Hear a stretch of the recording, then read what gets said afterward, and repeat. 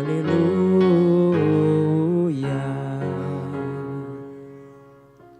O Senhor esteja convosco. Ele está no meio de nós.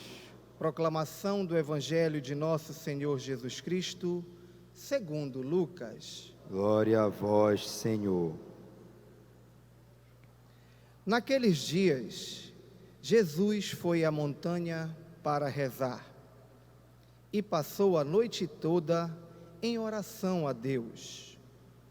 Ao amanhecer, chamou seus discípulos e escolheu 12 dentre deles, aos quais deu o nome de apóstolos. Simão, a quem pôs o nome de Pedro, e seu irmão André, Tiago e João, Filipe e Bartolomeu, Mateus, Tomé, Tiago, filho de Alfeu, e Simão, chamado Zelota, Judas, filho de Tiago, e Judas Iscariotes, aquele que se tornou traidor. Jesus desceu da montanha com eles e parou num lugar plano. Ali estavam muitos dos seus discípulos e grande multidão de gente de toda a Judeia e de Jerusalém, do litoral de Tiro e Sidônia. Vieram para ouvir Jesus e serem curados de suas doenças. E aqueles que estavam atormentados por espíritos maus também foram curados. A multidão toda procurava tocar em Deus, porque uma força saía dele e curava a todos. Palavra da salvação. Glória a vós, Senhor.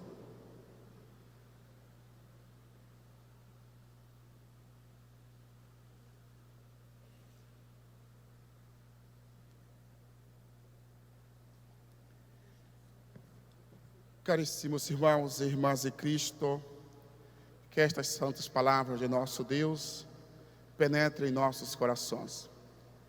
Vocês que nos acompanhem também através dos nossos meios de comunicações, sintam-se presenciados, sintam-se agraciados por Deus.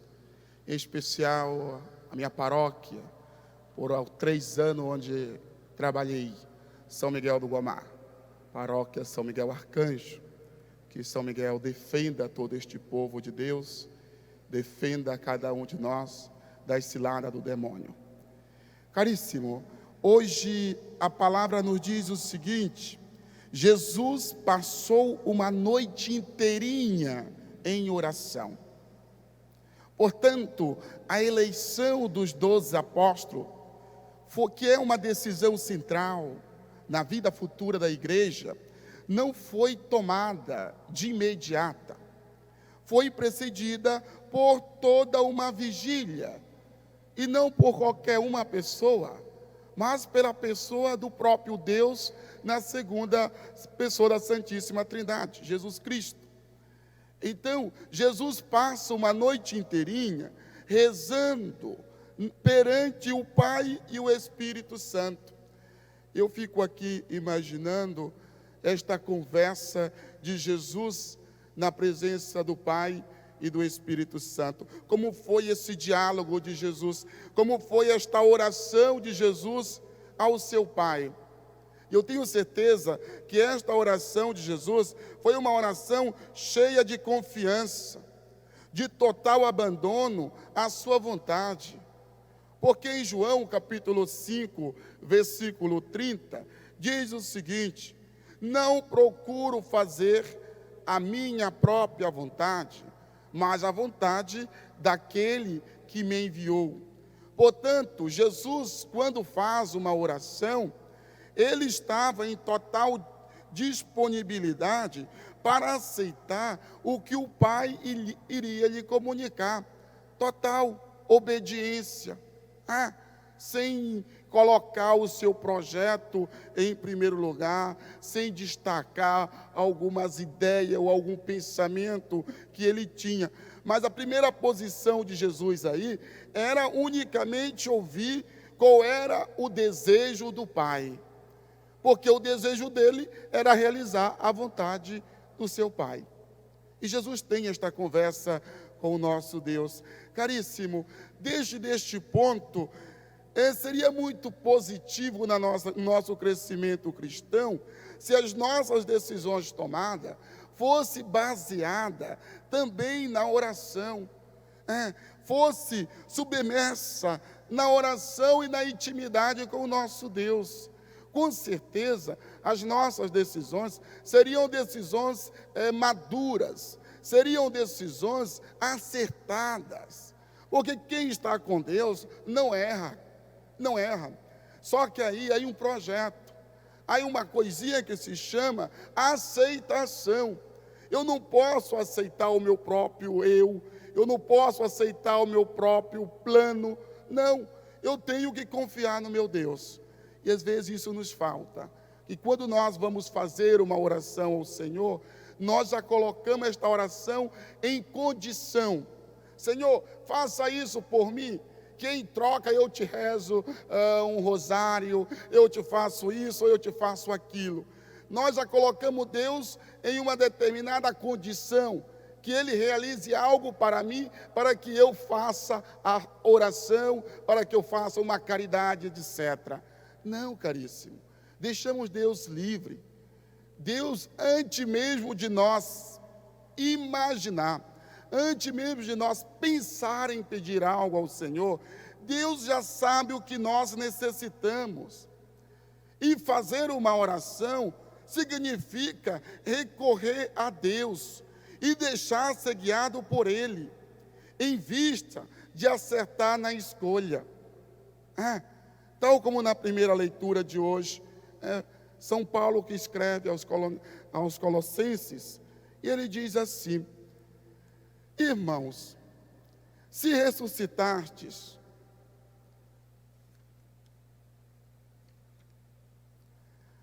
se aceitastes a Cristo Jesus como Senhor, assim continuai a guiar-vos por Ele, enraizado nele, edificados sobre Ele, apoiados na fé que vos foi ensinada. Ou seja, colocado totalmente nos braços do Senhor, colocados totalmente dentro do projeto de Deus. Só que para isso, nós vamos ter surpresa, tá? Estejam preparados para a surpresa. Porque a lógica do Senhor não é a mesma lógica humana. Não segue os critérios humanos. Prova disso nós temos hoje, né? Quando Jesus termina a conversa com o Pai passa uma lista dos nomes dos discípulos. Passa uma lista dos nomes dos discípulos. E para a surpresa daquele povo, os nomes dos apóstolos escolhidos não foi de acordo com a lógica humana. Não foram pessoas doutoradas, pessoas de grandes conhecimentos. Não foi um rei, não foi um governador, não foi nada disso. Foram pessoas simples. E um bom número dessas pessoas simples eram pescadores, pessoas brutas, que faziam o serviço manual, que tinham as mãos calejadas, que passavam a noite na pesca, numa vida fadigante, mas entrega totalmente ao bem-estar da sua família. E é essas pessoas que o Pai diz para o Filho: são essas que serão os seus discípulos. Diante do olhar dos homens, com certeza eles disseram assim: essa missão de Jesus vai ser um fracasso. Olha quem vai ser os discípulos deles.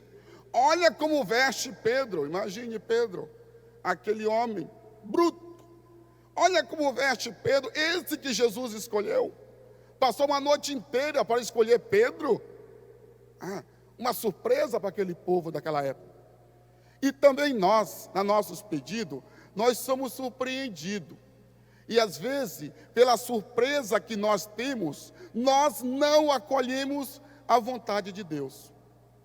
Fazemos a nossa oração, estamos abertos para escutar Deus falar, mas não estamos abertos para realizar o que Deus determina.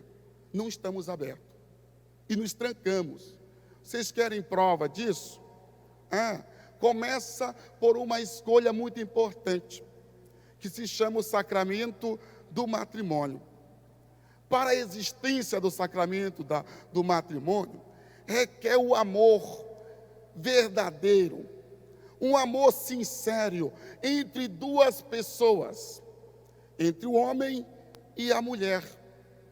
Só que hoje nós passamos por momentos que eu mesmo, padre, tenho muitas vezes ouvido famílias que se queixam de como se dá esta união conjugal.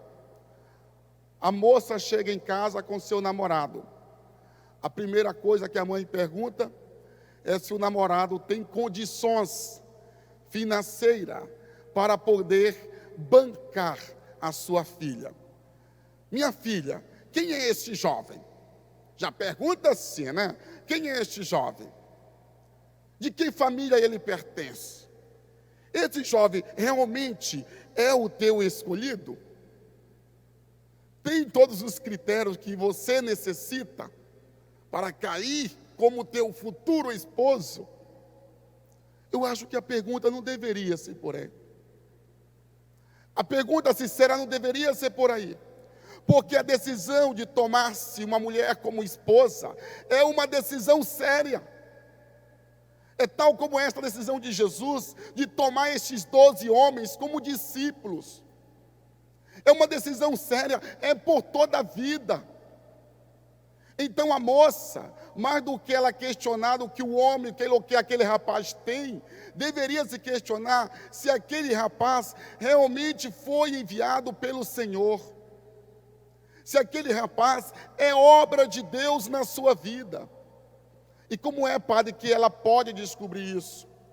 Através da oração. Através da oração, do joelho no chão diante do sacrário de Deus. Através da oração, de vigília, pedindo ao Senhor que o ilumine, que o faça compreender como é a lógica do amor conjugal. Para ela entender que na vida conjugal, não cabe aqui uma felicidade para o meu eu, mas uma felicidade para a minha futura família. Para a minha futura família. Um dia um jovem chegou comigo e ele disse assim: padre, eu quero me casar. Aí eu perguntei assim: meu filho, me diz uma coisa, por que você quer se casar? Aí ele disse assim: padre, eu quero me casar porque eu quero ser feliz. Eu falei assim: meu filho, você não vai se casar. Você não vai se casar. Essa tua ideia de você querer ser feliz está errada. Aí ele ficou assustado. Mas por que, padre? O que é que eu devo fazer então? Aí eu fui e respondi: se você tivesse vindo até mim e dito: padre, eu quero me casar porque eu quero fazer a minha esposa, a futura esposa, a minha namorada, a pessoa que eu amo, feliz, aí eu te aplaudiria de pé. Quando eu me caso para fazer a pessoa amada feliz, o casamento dá certo. O matrimônio dá certo, porque eu vou assumir aquele matrimônio como uma vocação, vou assumir aquele matrimônio como uma missão. E não com puro orgulho, ou com puro desejo de deixar a casa de meus pais. Para eu não ser um solteirão na vida. Então eu vou ter uma esposa. Não. A vida matrimonial também é uma escolha determinante.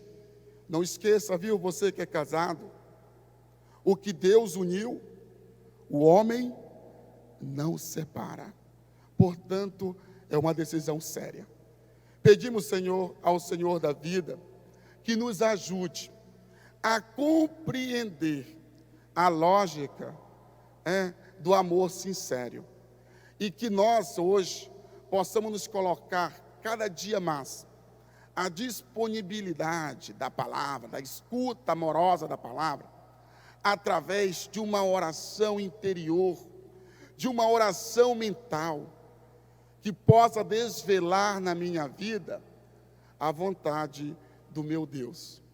E assim eu, obediente, assim nós, filhos, obediente do Pai, realizar. E aí você, eu, nós, com certeza seremos felizes. A nossa felicidade, portanto, Padre, está em quê? A nossa felicidade está em cumprir a vontade do Pai. Quando eu faço a vontade do Pai do céu, eu sou um homem feliz. Quando eu faço a vontade de Deus, eu sou um homem feliz. Queres ser feliz? Faça a vontade de Deus. Mas queres ser infeliz? Faça as tuas vontades próprias. Pensemos.